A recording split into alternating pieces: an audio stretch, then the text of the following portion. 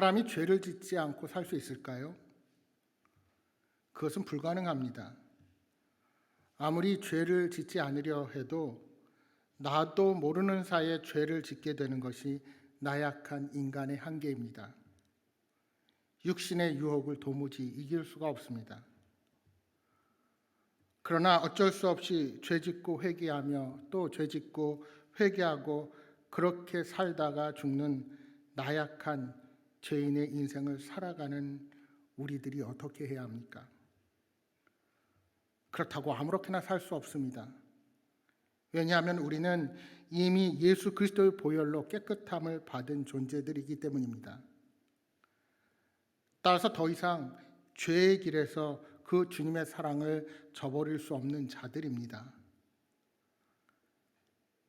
하나님의 자녀인 우리는 결심하기에 따라서 얼마든지 죄를 물리치고 살 수가 있는 자들인 것입니다.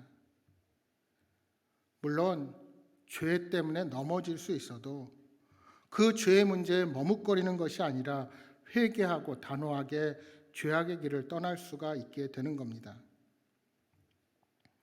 여러분, 오늘 우리가 읽은 시편 17편과 같은 말씀을 읽을 때면 목사인 저도 당혹스러울 때가 있습니다. 어떤 분은 이러한 다윗의 고백이 거부감이 드시는 분들도 계실 것입니다. 아니, 사람이 적당히 죄도 짓고 잘못도 범하며 사는 거지 하고 생각이 되는 것입니다. 어떻게 이렇게 다윗처럼 자신 있게 고백할 수가 있겠습니까? 그런데 여러분, 사실 다윗이 말하고자 하는 것은 자신이 죄가 없는 완전 무결한 자라는 것이 결코 아닙니다. 제가 오늘 본문 1절에서 5절의 말씀을 새번역 성경으로 다시 한번 읽어보겠습니다. 주님, 나의 진실을 변호하여 주십시오. 이 부르짖는 소리를 들어주십시오. 거짓 없이 드리는 나의 기도에 귀를 기울여 주십시오. 주님, 친히 너는 죄가 없다고 판결하여 주십시오. 주님의 눈으로 공평하게 살펴보아 주십시오. 주님께서는 나의 마음을 시험하여 보시고 밤새도록 신문하시며 샅샅이 캐어 보셨지만 내 잘못을 찾지 못하셨습니다. 내 입에서 무슨 잘못을 발견하셨습니까?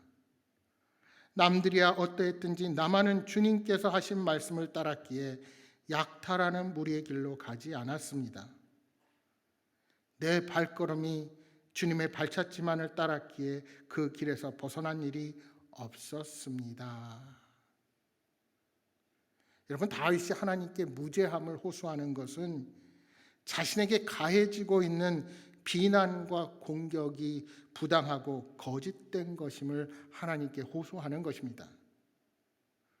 자신을 향한 불의의 고발, 거짓된 공격 앞에서 당당하고 부끄러움이 없는 것입니다.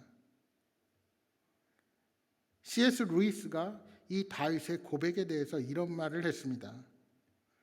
내가 옳다라는 확신과 나는 의로운 사람이다, 선한 사람이다 라는 확신을 구분해야 한다. 다윗은 자신이 죄 없는 의인이라는 것을 말하는 것이 아닙니다. 지금 사람들이 자신을 반역한 죄인으로 보고 있는 그 점에서 자신은 잘못이 없다, 나는 옳다고 주장하고 있는 것입니다. 즉, 한 사람의 인격에 대해서 말한 것이 아니라 어떤 특정 상황, 특정 상황에 대한 고백을 하고 있는 것입니다. 이 일에서, 이 사건에서 자신은 무고하다는 것입니다. 그래서 그는 하나님께서 이 모든 것을 공평한 눈으로 판결해 주시기를 간구하는 것입니다. 여러분, 우리가 인생길을 살아가면서 어떻게 살 것인가는 매우 진지하게 고민하며 살아갑니다. 그러나 많은 사람들이 내가 어떠한 죽음을 맞이할 것인가, 어떻게 죽을 것인가에 대해서는 잘 생각하지 않습니다. 여러분, 며칠 전에도 유명한 아이돌 스타가 스스로 목숨을 끊었습니다. 요즘은 힘든 인생을 견디지 못하고 목숨을 포기하는 경우가 우리 주변에 너무나 흔합니다. 근데 여러분, 만약 내가 어떻게 살 것인가, 내 인생의 목적을 위해서만 고민하지 말고 나는 죽을 때 어떤 죽음을 맞이할 것인가를 내가 건강할 때 고민할 수 있다면 그렇게 쉽게 목숨을 끊을 것 같지는 않습니다. 사실 여러분, 우리가 내가 어떻게 죽어야 하는지를 고민하는 것부터 우리의 인생의 질은 달라지게 될 것입니다. 그리스도인들도 마찬가지입니다. 예수 믿으면 천국 간다는 이 한 가지로 모든 것이 용서된다고 착각하며 함부로 마음대로 살아가면 안 됩니다. 우리의 구원은 그렇게 싸구려가 아닙니다. 물론 하나님께서 택한 사람을 결코 버리시지 않습니다. 그래서 예수 믿으면 천국 간다는 사실 하나로 우리는 죽음의 두려움과 공포에서 벗어날 수 있습니다. 하지만 우리는 아직도 하나님이 허락하신 이 죄악된 세상 가운데서 복음의 사명을 가지고 살아가는 자들입니다. 그러하게 진정 예수님을 따라 살아간다면 이 현실의 삶에서 죽음에 이르기까지 우리 삶의 과정을 함부로 살 수 없고 함부로 포기해서도 안 됩니다. 따라서 우리는 우리 인생의 목적을 결과만으로 생각하는 어리석음에서 벗어나서 오늘 내가 서 있는 그 자리에서 얼마나 부끄러움 없는 모습으로 서 있는가를 생각할 수 있어야 합니다. 여러분, 우리가 왜 이 땅의 삶을 살아가면서 계속해서 죄를 범하고 나약하게 쓰러지게 됩니까? 세상의 수고로운 삶을 살아가면서 우리는 계속해서 고난을 만나고 어려움 앞에 맞닥뜨리고 또한 내 앞을 가리는 장애물을 만나게 될 것입니다. 그때 우리는 유혹에 빠지기 쉽습니다. 그러한 때 법에 걸리지만 않는다면 그 정도쯤이야 하는 마음이 우리 안에 일어나게 됩니다. 여러분, 여기 운전하시는 분들 많이 계시죠? 운전하다가 가장 많이 고민하고 어떻게 할까 하는 일 중에 하나가 사거리를 가다가 녹색 신호등이 황색 신호로 바뀔 때 여러분 고민하십니까? 안 하십니까? 요즘 우스갯말로 그렇게 얘기하죠. 황색 신호등이 켜지는 순간 더 빨리 운전하라. 이게 공식처럼 되어 버렸습니다. 여러분, 황색 신호로 바뀔 때 차를 멈추십니까? 대부분은 황색 신호등으로 바뀌면 빨강색으로 바뀌기 전에 더 빨리 속도를 내죠. 그러나 원래는 황색 등이 정지 예고등입니다. 그러니까 우리는 속도를 줄이고 아직 진입하지 않았다면 차를 세울 준비를 해야 합니다. 그런데 왜 대부분 경우 더 빨리 지나갑니까? 물론 여러 가지 이유가 있을 것입니다. 일단 멈추면 오래 기다려야 합니다. 또한 이렇게 하는 이유가 자기 합리화로 경찰에게 걸리면 할 말이 있다는 겁니다. 자기 합리화를 위해서 나는 빨간 신호등은 못 봤다. 내가 지나갈 땐 노란 등이었다. 이렇게 하고 더 빨리 지나갑니다. 여러분, 우리는 선택의 상황에서 우리의 죄성이 이기심으로 나타나게 되어 있습니다. 그래서 우리가 어려운 일을 만났을 때 가장 위험한 태도는 죄에 대해서 무기력해지거나 죄에 대해서 자포자기하는 것입니다. 우리가 어려움을 만날 때 하나님이 주신 은혜를 망각하고 우리의 이기심이 발동합니다. 어떻게 하든 현 상황을 합리화하기 위해 때로는 기도도 멈추고 하나님께서 나를 도와주시지 않는다며 다른 곳으로 우리의 시선을 돌리고 맙니다. 그리고 쉽게 죄와 타협해버립니다. 여러분, 하나님께서는 우리를 로봇처럼 기계적으로 틀 안에 가두어서 보호하시는 분이 아니십니다.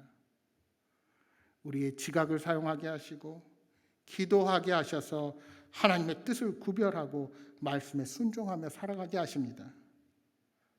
그러니까 우리에게 닥친 어려움을 극복하기 위해서도 평상시에 훈련이 필요한 것입니다. 여러분, 세상에 쉬운 일은 하나도 없습니다. 여러분, 운전도 습관을 잘 들여야 안전 운전을 하게 되어 있습니다. 내가 아무리 마음을 바꾸어서 이제는 황색불에 미리 정지를 준비하고 속도를 줄여야지 하고 생각하지만 오늘 이곳을 나가는 즉시 평소에 급하게 운전하는 습관이 있으면 이게 마음먹은 대로 되지가 않습니다. 그래서 중요한 것이 매 순간 하나님이 주시는 은혜를 간구하는 것입니다. 우리는 날마다 순간마다 하나님과의 교제가 필요합니다. 하나님과의 연결이 끊어지면 안 되는 것입니다. 여러분, 불과 13, 14년 전만 해도 해외로 유학을 가면 부모님이나 친구들과 통화를 하려면 돈이 많이 들었습니다. 당시만 해도 국제통화료가 매우 비쌌습니다. 여러분 기억하십니까? 그래서 저도 유학 갈 때 한국에서 그때 초기 인터넷 전화를 사가지고 갔습니다. 야, 이거면 국내 요금으로 되겠다. 근데 단점이 뭔지 아십니까? 새벽 2시, 3시에 막 전화가 옵니다. 뭐 사시겠습니까? 보험 드시겠습니까? 제가 예전에 청년부를 데리고 태국 선교 여행 중에 수능 시험을 마치고 대학 입학 발표를 기다리는 고3들 여러 명이 함께 간 적이 있었습니다. 근데 이제 산마을에서 한 이틀을 자고 내려왔는데 갑자기 내려오는 순간 핸드폰이 막 문자가 다다다닥 오는 거예요. 그래서 왜 그런가 봤더니 이 부모님들한테 전화 오는 거예요. 야, 대학 여기 붙었는데 너 이쪽으로 갈래? 저쪽으로 갈래? 애타게 부모는 찾는데 산마을에 있으니까 연결이 안 돼가지고 그래가지고 내려오는 차 안에서 이 친구 저 친구 전화를 다 줬어요. 그리고 한국에 돌아와서 그달에 제 핸드폰 요금이 로밍을 해서 갔는데도 20만 원이 넘어 나온 적이 있습니다. 그런데 요즘은 어떻습니까? 무선통신 5G만 잘 되는 곳에 있으면 해외 어디나 무료로 통화할 수 있는 방법이 너무나도 많이 있습니다. 이제는 화상통화도 돈 없이 가능하게 되었습니다. 그러다 보니 이 핸드폰이 사람을 살리는 일도 많습니다.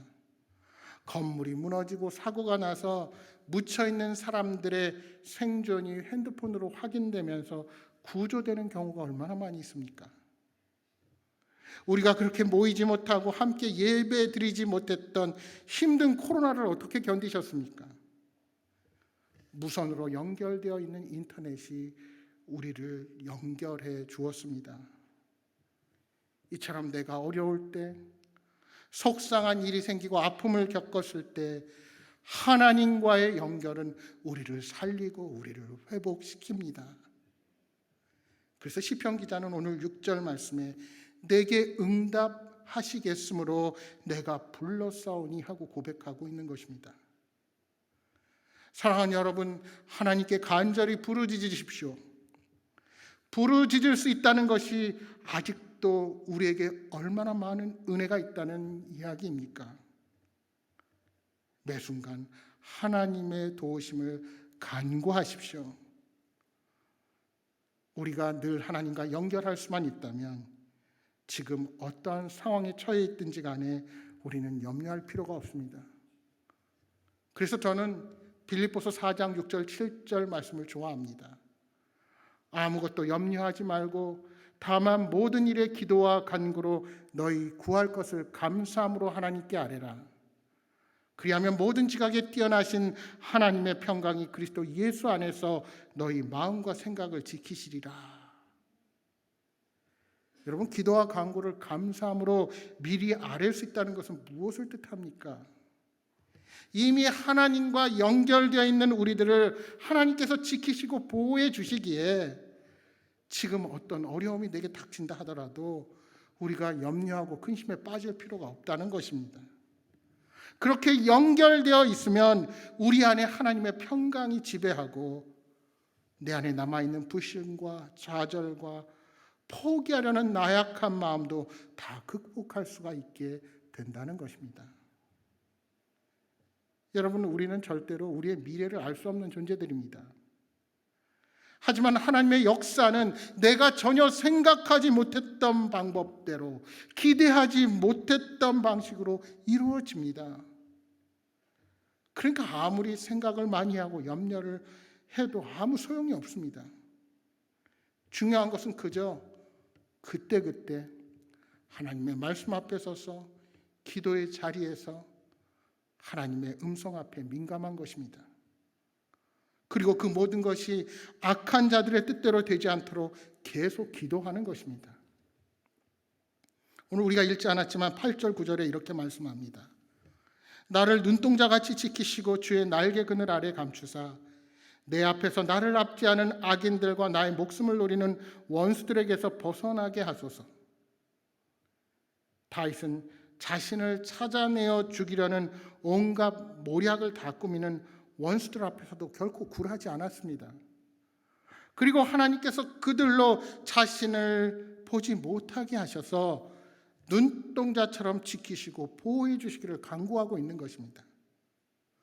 마치 암탉이 새끼 병아리를 보호하는 것과 같습니다. 어미닭이 병아리를 품고 있을 때에는 아무도 이 어미닭을 건드릴 수가 없습니다. 어미닭은 병아리를 위하여 벼슬을 곤두세우고 사생결단으로 공격하는 자들을 덤벼들 것입니다. 마찬가지로 의인들이 고난당할 때 하나님께서는 발을 뻗고 쉬고 계신 것이 아닙니다. 그 크신 팔로 나를 감싸주시고 성도들을 보호하여 주실 것입니다. 여러분, 다윗은 수많은 역경 가운데서 악한 자들의 모습을 분명히 보았습니다. 그래서 아무렇지도 않게 죄를 짓는 사람에 대해서 이렇게 고백합니다. 10절이야 12절입니다. 그들의 마음은 기름에 잠겼으며 그들의 입은 교만하게 말하나이다. 이제 우리가 걸어가는 것을 그들이 애워싸서 노려보고 땅에 넘어뜨리려 하나이다. 그는 움킨 것을 찢으려는 사자 같으며 은밀한 곳에 엎드린 젊은 사자 같으니이다. 악한 자들은 정직하지 못합니다. 겉으로는 선한 것처럼 그렇게 가장하고 있다가 나중에 그 정체를 드러내는데 그렇게 악할 수가 없고 무자비할 수가 없다는 것입니다. 오늘 본문에 은밀한 곳에 엎드린 사자는 전혀 공격할 의사가 없는 것처럼 자신의 정체를 감추고 있습니다. 그리고 그러다가 방심하고 있는 틈을 타서 한순간 덤벼들어서 다른 짐승의 목줄기를 물어뜯는 것입니다. 이처럼 악한 자는 자신의 본 모습은 감추고 겉만 번지를 한 채로 접근합니다. 그들은 절대로 정직하지 않습니다. 그런데 여러분, 세상은 이런 악들을 얼마나 미워하는지 모릅니다. 사탄은 남녀의 불륜의 관계가 진정한 사랑인 것처럼 그렇게 포장하고 미화시킵니다. 때로는 폭력을 정당화합니다. 전쟁도 필요한 것처럼 정당화하는 겁니다. 인권을 중시하며 절대로 차별해서는 안 된다는 전제하에 오히려 소수자를 보호한다는 명목으로 동성애를 정당화합니다. 아니, 잘못되었다고 말하는 것조차 안 되게끔 법을 바꾸려고 하고 있습니다. 여러분, 제가 한번 묻고 싶어요. 며칠 전에 일어난 일인데요. 호텔과 클럽에서 필로폰을 투약하고 집단 환각 파티를 벌이다가 60명의 남성들이 경찰에 검거됐습니다. 여러분, 혹시 이 사실 아세요? 근데 이 사실을 놀라는 것이 아니라 이들 60명을 조사했더니 마약뿐만이 아니라 모두가 에이즈에 감염되어 있었습니다. 여러분, 에이즈 환자의 94%가 동성 연애자입니다. 그런데 그런 얘기도 방송이 밝히지 않습니다. 제가 이 기사를 한번 인터넷에서 찾아봤어요. 검색어를 바꿔봤어요. 검색되는 페이지가 많은 데가 2페이지인데 방송사를 보니까 일부 방송사 외에는 아예 기사를 올리지 않습니다. 이런 뉴스가 별로 중요하지 않다는 것입니다.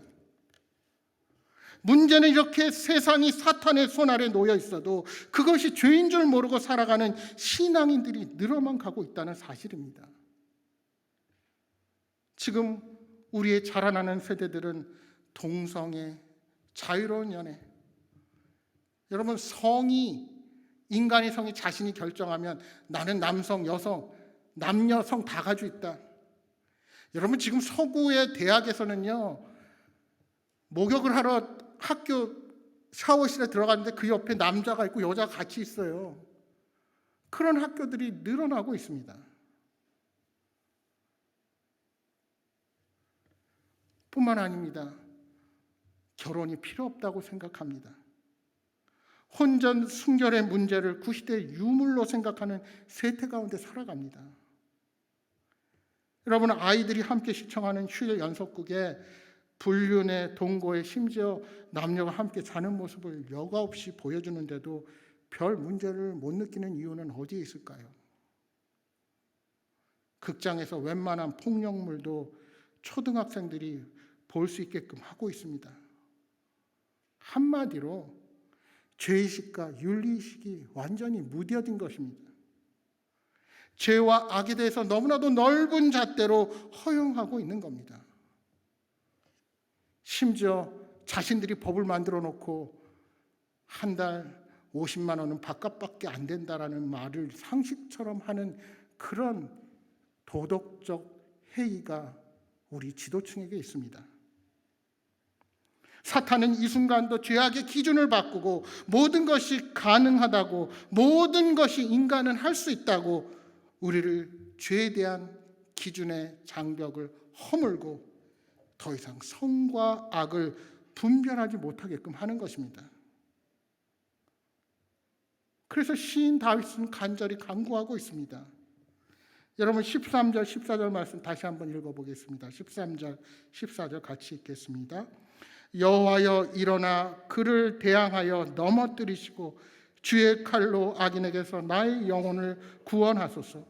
여호와여 이 세상에 살아있는 동안 그들의 분깃을 받은 사람들에게서 주의 손으로 나를 구하소서. 그들은 주의 제물로 배를 채우고 자녀를 만족하고 그들의 남은 산업을 그들의 어린 아이들에게 물려주는 자니이다. 그렇습니다. 주님께서 친히 싸워주셔야 합니다. 내 힘으로 내 능력으로 싸우는 데는 한계가 있습니다. 왜요? 우리도 연약한 존재들이기 때문입니다. 하나님이 함께 하시지 않으면 우리도 언제나 쓰러질 수 있기 때문입니다. 우리가 살아가는 이 땅은 언제나 그러한 사탄의 유혹이 도사리고 있습니다. 어떤 사람들로부터 우리 주님께서 우리를 보호해 주셔야 합니까? 여러분 14절 보십시오. 그들은 돈이면 죄이고 마음에는 욕심이 가득하고 다른 사람에 대해서 교만하고 자녀들에게 재산을 물려주는 것만이 유일한 목적이라는 것입니다. 한마디로 이 세상에서만 잘 살면 된다는 것입니다. 여러분 이런 세상의 풍조와 이런 사람들과 여러분은 무엇이 다르십니까? 혹 나도 똑같은 목적, 똑같은 노력을 하며 살아가는 그런 죄악 가운데 있는 존재들은 아니십니까? 여러분 인생이 끝나는 순간, 아니 당장 지금 죽음이 와도 하나님 앞에 당당히 설 준비가 되어 있으십니까? 우리가 죄의 대가가 무엇인 줄을 알면 죄가 더 이상 우리의 유혹이 되지 않습니다. 다윗이 죄를 짓지 않고자 했던 것은 죄가 더 이상 그에게 유혹이 되지 않았기 때문입니다. 죄로 인한 비참한 결과를 알게 깨달았다는 것입니다. 이는 교만해서 한 말이 아닙니다. 이러한 결단이 없이는 결코 이 험한 죄악과 맞서 싸울 수가 없기 때문이었습니다. 연약한 존재이기에 우리는 혹 죄에 빠질 수 있습니다. 그렇다 하여도 결심하고 죄와 싸우는 것입니다. 그래서 3절에 이렇게 담대하게 선포합니다. 내가 결심하고 입으로 범죄하지 아니하리이다. 그렇게 하나님의 판단을 부탁하는 것입니다. 여러분, 우리의 죄의 대가가 꼭 죽고 난 후에 지옥에 가는 것만이 아닙니다. 많은 세상의 사람들은 하나님의 심판과 지옥에 대해서 시큰둥하게 생각하죠. 야, 그것을 누가 알 수 있어? 그게 말이나 돼? 심판이나 지옥은 사람들에게는 너무 비현실적입니다. 그래서 세상의 그 무엇도 죄의 유혹을 받을 때 우리를 지켜줄 힘이 없습니다. 그러나 성도가 죄를 짓지 말아야 하는 이유는 죄를 지으면 나중에 지옥의 고통을 당하는 것 때문이 아닙니다. 우리가 죄 가운데 있으면 하나님으로부터 멀어지고 그래서 이 땅에서 지옥과 같은 삶을 살아갈 수 있기 때문입니다. 그래서 우리가 하나님과의 친밀함을 잃어버리면 안 되는 것입니다. 내가 지금 하나님으로부터 멀어져 있다면 우리는 지옥의 삶에 가까운 삶을 살아갈지도 모릅니다. 겉으로는 평안하지요. 그러나 영적으로 생각하면 우리는 점점 더 커다란 재앙 가운데 서는 것입니다. 그러나 오늘 시편 17절 말씀을 보면 다윗은 엄청난 복을 누리는 사람입니다. 왜요? 그는 하나님과 친밀함을 누리고 있기 때문입니다. 몇 구절만 보겠습니다. 1절에 여호와여 의의 호소를 들으소서. 3절에 밤에 내게 오시어서 나를 감찰하셨으나 6절에 하나님이여 내게 응답하시겠으므로 내가 불러싸우니 내게 귀를 기울여 내 말을 들으소서. 8절에 나를 눈동자같이 지키시고 주의 날개 그늘 아래 감추사. 목사님, 이게 무슨 복 가운데 사는 겁니까? 여러분, 그렇지 않습니다. 다윗이 고난 가운데 있고 역경을 지나고 있지만 이렇게 하나님께 부르짖을 수 있는 것, 그것이 하나님과 친밀하다는 증거입니다. 고난이, 역경이 오히려 하나님과 가까이 하게 한다면 이는 분명 복입니다. 그러나 내게 있는 평안과 풍요로움이 오히려 주님으로부터 멀어지게 만든다면 그는 오히려 더 커다란 재앙입니다. 오직 하나 다윗의 기쁨은 하나님과 동행하는 것이었습니다. 그리고 이것이 바로 성도가 누리는 가장 커다란 복입니다. 여러분, 성경에 나오는 신앙의 인물들은 다 그러한 하나님과 동행하는 자들이었습니다. 창세기 21장 2절에 보면 아브라함에게 내가 무슨 일을 하든지 하나님이 너와 함께 계시도다 하고 말씀합니다. 창세기 26장 3절에 이삭에게 내가 너와 함께 있어 내게 복을 주겠다고 말씀하십니다. 또한 창세기 31장 3절에 보시면 야곱에게 내가 너와 함께 있어 내가 어디로 가든지 너를 지키며 너를 이끌어 이 땅으로 돌아오게 할지라 약속하셨습니다. 요셉도 창세기 39장 2절에 보니 애굽의 노예로 팔려가서도 여호와께서 요셉과 함께 하심으로 그가 형통한 자가 되었다 하고 말씀합니다.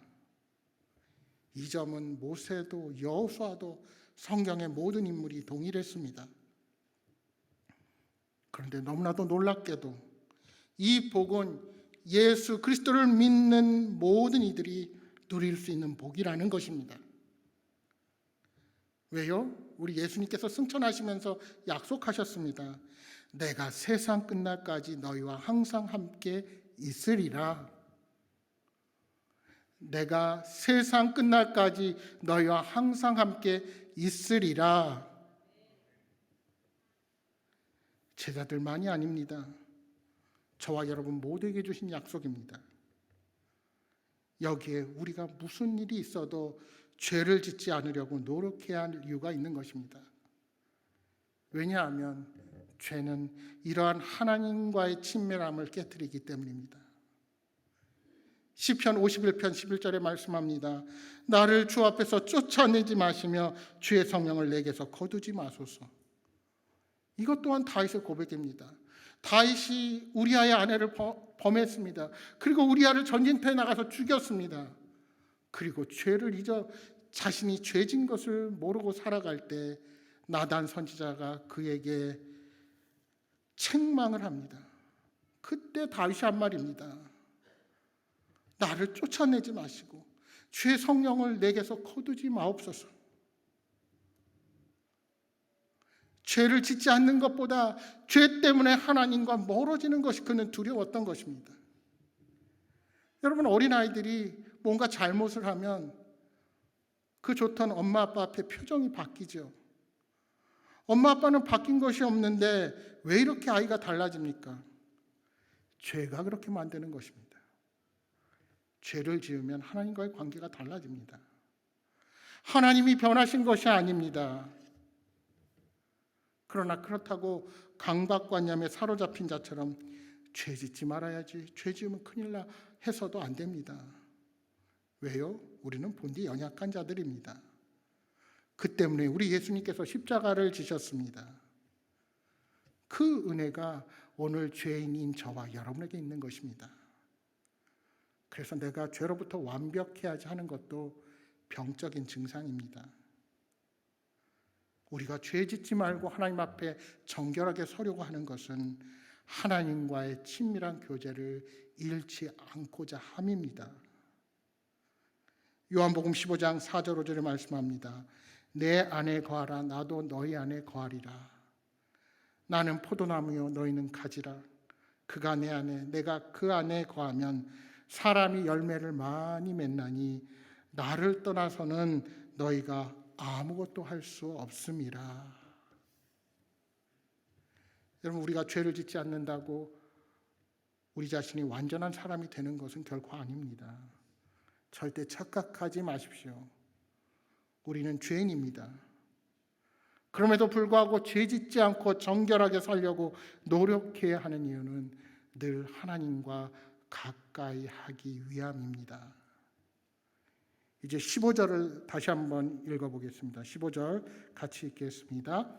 나는 의로운 중에 주의 얼굴을 배우리니 깰 때 주의 형상으로 만족하리이다. 아멘. 다윗은 항상 하나님과 동행하는 기쁨의 삶을 산 사람입니다. 이것이 모든 성도들의 고백이 되어야 합니다. 그래야 죄를 멀리할 수 있는 것입니다.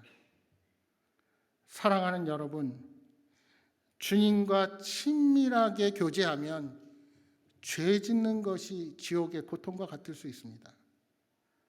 죄에서 멀어지려면 우리는 더욱더 하나님께로 다가가야 합니다. 죄를 떠나는 것입니다. 이것이 참된 경건입니다. 사랑하는 여러분, 저와 여러분 모두 예수님과의 친밀함 속에서 죄에서 승리하는 삶을 살아가시기를 주님의 이름으로 축복합니다.